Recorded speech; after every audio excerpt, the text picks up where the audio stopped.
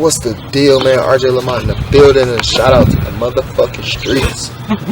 It's love, Joe. Show, baby. Shout out to the streets, man. We putting on for the whole meeting. Real shit. Oh yeah, you already know that's for the streets, man. That's number one though for the streets. Real for the streets. You know what I'm saying? 'Cause we in the streets. You feel me? Shit came from the streets. Shout out for the streets, you know what it is, huh? Locked in, man. Go follow this nigga too, man. Y'all gotta go follow this nigga. And big shout out to the motherfucking for the streets, niggas. That's all we doing it for. I only do it for the street. Hey, hold on. Niggas don't think we careful. Niggas ain't no ones in here. We not signed to none of that shit. We just only rapping. Flint, too. Flint, Michigan, the new hub for this shit, man. Y'all niggas better get with this shit or get lost. You gotta know it. It's love. I love it.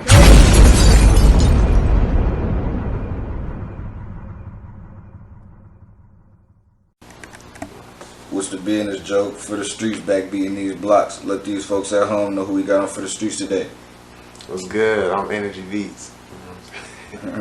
Real shit. Tell these motherfuckers what city and state you put on for. I'm from Flint, Michigan. I grew up in Beecher, but you know I claim both, like, but you know I'm from Flint. You know what I'm saying? Now, as a child, you started making beats at age 3 on the MTV Music Generator. Can you explain what that is? It's basically like a game. Like you think of like a software or like you could just make beats. It's like it was on the game. So I don't really remember too much of it, but I just remember doing it. Like I just remember putting it together on the PlayStation, just actually like on the screen. Like you actually was just making beats. So Right. Now, did your pops inspire you to make beats and writing your own beats inspire you to make more music? I feel like just being around it made me want to do it. So yeah, he that inspired me to like just want to do it. And, like the way I first started, I was like sampling a lot and stuff like that. So Right. yeah, it inspired me just to kind of get into it. You know what I'm saying? So yeah. Now, I personally know your OG, and he got a hard drive. Now, did his drive in music make you feel like you had to go harder at what you was doing? I feel like it was. I feel like it was more of a wanting to like prove myself kind of a deal. You know what I'm saying? I loved it so much to where I was like, I feel like I gotta push for it. You know what I'm saying?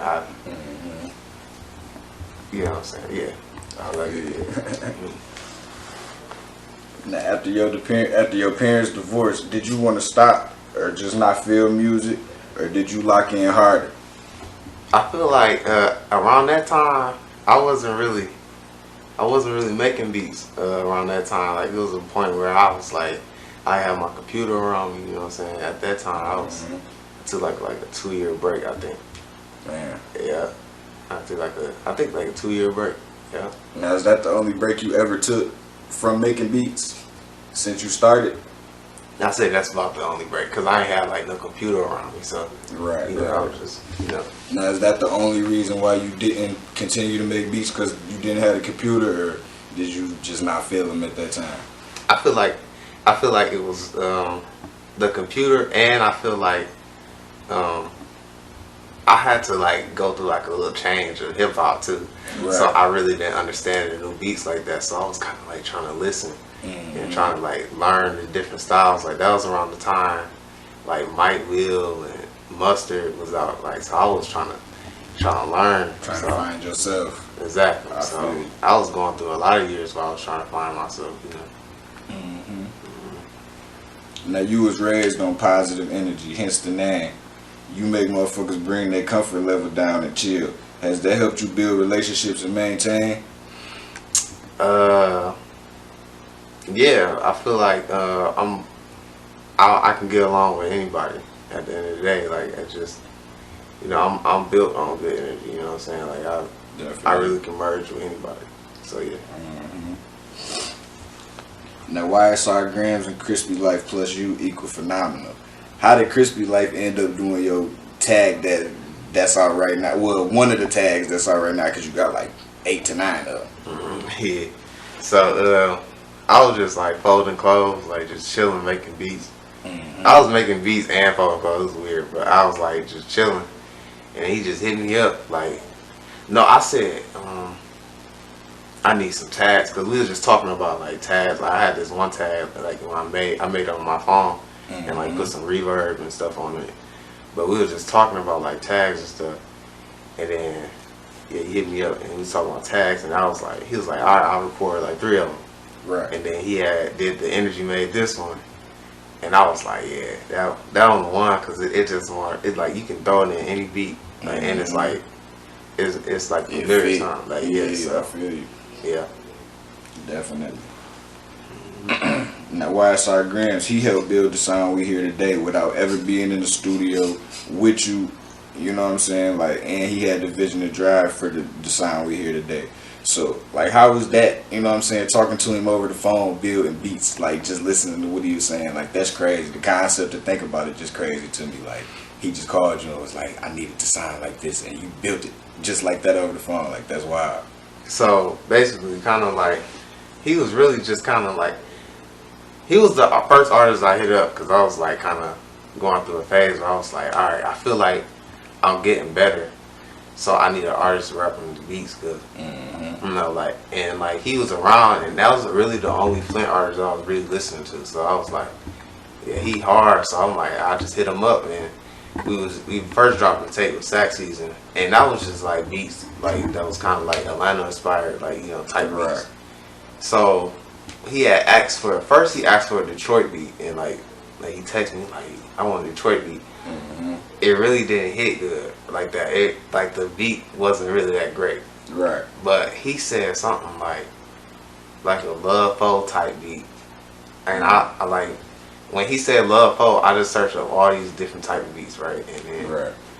And then I said search up like Detroit beats, and I kind of like merged the two. Yeah, I kind of like merged the two, because when Recuperate dropped, that was a different type of sound. I'm like, man, like, so that was really like my inspiration. Kind of like I wanted to kind of add more bass to it. I wanted to add like bells. I wanted to give it my own sauce. So I kind of like merged a lot of different sounds into that. So Quavis kind of threw that Love Foe idea in there, and that kind of helped me hit that tempo that Michigan got, because I wasn't really on that tempo for real. Right. Yeah, that's special for sure. And you could really hear it. I think that's why I love it so much, because like you say, it got the Chicago sound, then it got the Atlanta sound, then it got all these sounds together, and we get Flint. You know what I'm saying? That's special. Exactly. That's special. Now, your first beat maker name was Young Prez. How you get that name? So it was basically like when I was in 6th grade, I was the youth advisory council. So I was the youth advisory council president. So I was the president of the youth advisory council. So I would walk around school and people just called him like Mr. President. So I was like, I just ran with it. Like I might as well just call myself Young Prez. So I was like, nah, that's whack. You know what I'm saying? But, Right. Yeah, man. It's all good. We ain't going by that today, you know. Now, I also know you built your first tag through your phone voice recorder and uploaded it to your drive. How the hell you do that? Like, just basically you just go to voice memos. You know, you just record. I said like this ENRGY beats, and just basically all I did was just go to my memos and then just go to export, and then I just export to my drive, and then when it's on the drive, you can just download it on your computer. So and then I just uploaded there and then, you know, did my effects and stuff. But yeah, it was pretty easy. Okay. Now you definitely family oriented. Your pops play a big part in your business life and your business and your life. Excuse me. Was it even an option for you to employ him as your manager? Really, it was kind of like it just came. Like he just basically like it just came kind of natural almost. It just kind of just came. Like he just like, yeah, let me do this. And I was working at the time, so I really didn't really think about it, and then it just, you know, it is what it is. You know what I'm saying? Doing the same stuff for years, so it just really didn't seem out of the blue, and it was just the same kind of stuff. Now, 2019, year you graduated, Dumb and Dumber taking off. Did you expect your brand to take off like it did? At the time, I was kind of like, I set a goal for myself. So I was like, at the time when I first graduated, I wanted to be the best producer in Flint. So You definitely that. I was trying to be the best in Flint, and I was like, I'm trying to put a sound into this, right? Mm-hmm.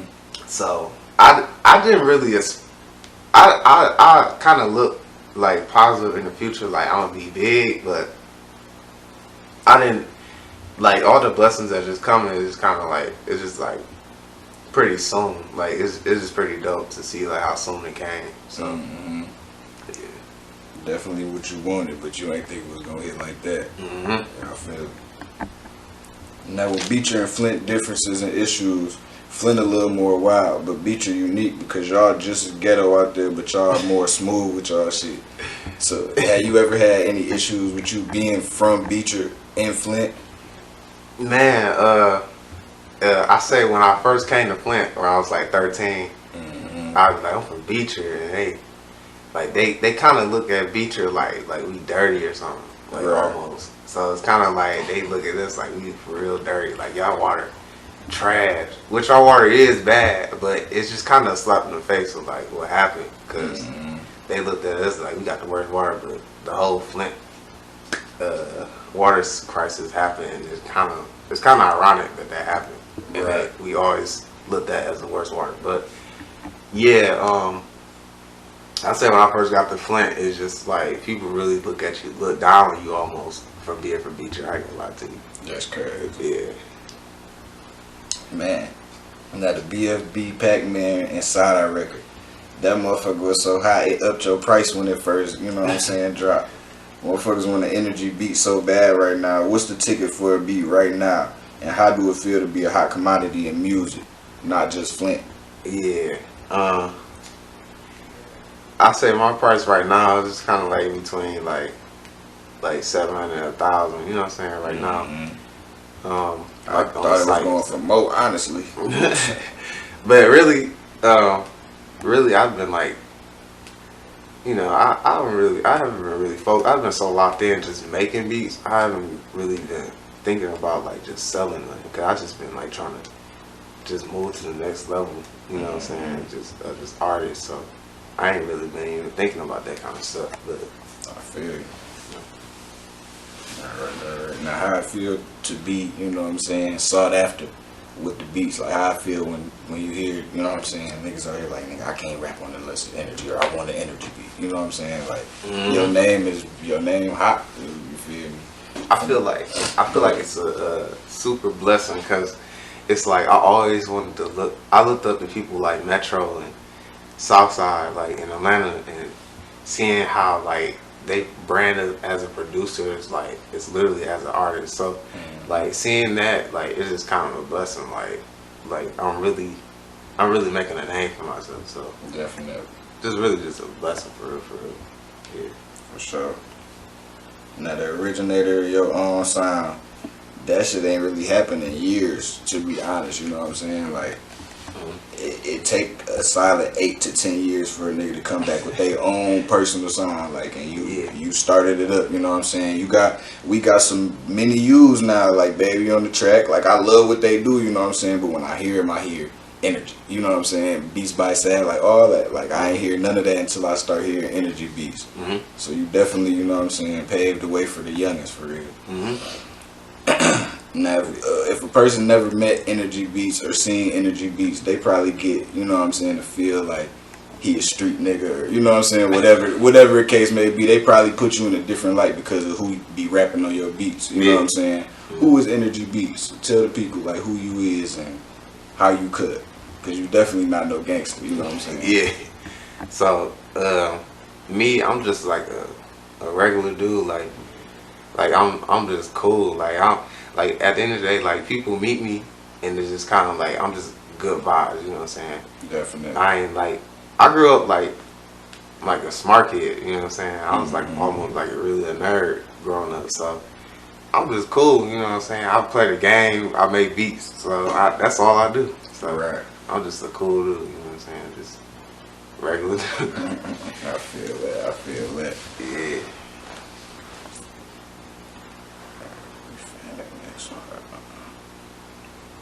Alright. I see a lot of beat makers that collab with y'all. From Hell Over to RJ Lamont. You going out LA messing with Mozzie, Selly, Rue and them boys. You know what I'm saying? Then you got Wiz Khalifa on the Energy beat and Lil Yachty. How I feel when you got them big name niggas to get on it. Like, you know, Rio and them, for us, that's big. You know what I'm saying? But worldwide, like Wiz Khalifa and, you know what I'm saying? Like, they tearing the Energy beats up. That shit crazy. Yeah, that it's kind of crazy. It's kind of like surreal. Like, really, when it happened though, I ain't gonna lie to you. I just be craving more. I be craving for more songs and more hits. Mm-hmm. So I seen Wiz Khalifa on my beat, and I was like, that was like big moment. But after that, it was like now let's see if I can get more beats to these people, because it's like it's a blessing, but I don't like to think about it too much. I ain't gonna lie to you. I kind of like look for the next hit, but it's really surreal though. It's really like it's really happening. Like I used to really listen to these people like 12, 13, so that's crazy. Yeah, for sure. So, now, how has the money and fame changed your day-to-day schedule, or have you found a way to keep your normal routine through all the blessings you've been receiving? I got like the same routine. I ain't gonna lie to you. I've been living the same way for a whole year straight. Like I just moved out the crib, out of my mama house like a year ago, literally a year ago, and I've been living the same. Like I ride around here like the same. Like nobody really people don't really notice me. They don't know my face for real. So you know, I just be cool behind that board. Yeah, that's how it's supposed to be for real though. For real. So you know, everything pretty cool. Can you name me 3 to 5 artists who will always be on the top of the list to get an Energy beat no matter what? It's really like all Flint artists. I really like kind of keep first priority. Like Grams, Kid, Jay, Rio, Mike, you know, Hatman, you know, all of them are like first priority. So like they come to me, you know, it's like y'all want form for sure. Yeah. I love that. Shout out to y'all Flint boys, man. And then I got one more thing. YnJay turned your name up, your real original birth name. Like that shit was crazy, because when I first heard it, I'm like, who the fuck is Marlon? And when he said it on the Rap Genius, I'm like, oh, okay, that's Energy. Yeah, that's dope. You know what I'm saying? How did that feel when he be, you know what I'm saying, when he get on there and he, why you do that, man? And all that little shit, you feel me? Like how it be making you feel like, you know you really fucked the beat up. You know what I'm saying? Yeah, it's kind of really, it's really dope. Like I first got name dropped like last year, and that was kind of like that's kind of like it's kind of like every producer want that. Like the name drop is like, it's just crazy. It just make you solidify. So it's like hearing that and the Coochie to break out like that, and he like had that on there. It's just funny. Like it's just hard, man. It's like that's kind of one of the best things to get name dropped. So definitely. Now, can you tell me the biggest difference between your dad being your daddy and your father? My fault. Being your manager and your father. Really, it's kind of the difference. I don't know. Really, just more, you know, more business like. At the same time, you know, it's kind of really, I don't know, the same damn near. It's almost the same, because it's like, you know, he's just always there. So it's kind of like, you know, I think it's about been the same. I ain't gonna lie to you. Right. You know what I'm saying? Yeah, for sure help with like the phone calls and stuff, for real. Good. Yeah. But yeah. Any advice you want to give to the youngest that's wilding or got it rough in Beecher or any hood in general? Really, I feel like people, I feel like the younger generation just gotta understand, like it's like you don't have to keep the same plan. Like I think I grew up always like, I need to just go to college, which I feel like in recent years I figured that I really didn't really want to go to college, but I knew I was gonna go because I feel like that was like my only option. But I feel like my dream was really always just making beats. I always said I just want to make beats and get rich, you know, and live off of that. Exactly. And I feel like college is a good thing, but I feel like society limits what you can do. So I feel like you just chase your dream. Definitely. Just anything you want to do, just do it. We definitely can. So yeah. Now, had the newer generation collabs help bridge that gap between Beecher and Flint a little bit?